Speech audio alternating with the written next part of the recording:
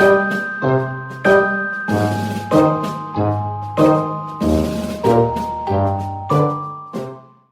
lapar, di kantin aya jajanan naon nu mata kuarag?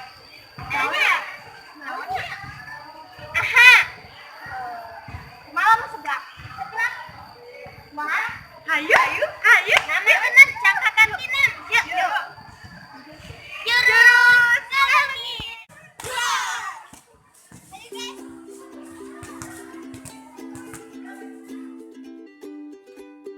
Seblak teh mangrupa kadaharan anu kawilang ngeunah. Kadaharan ieu teh dipikaresep ku loba jelema. Seblak teh geus kakoncara di unggal daerah, khususna Jawa Barat. Salah sahijina seblak di kantin SMA Negeri 1 Manonjaya. Nu geus kawilang tenar nyaeta seblak tilu sodara. Kunaon pangna disebut seblak tilu sodara teh?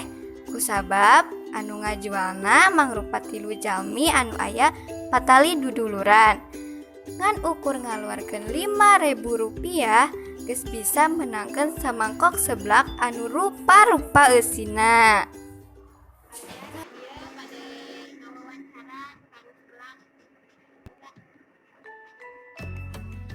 Cara ngajieun seblak: lebetkeun saalit minyak kana katel, tuluy goreng endog bari dikocek-kocek.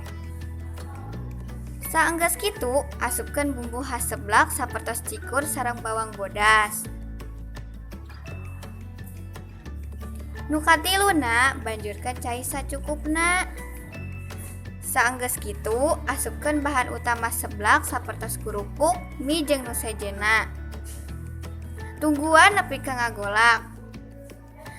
Satos rengse, lebetkeun kana cup. Geus kitu mah seblak teh siap dihidangkeun.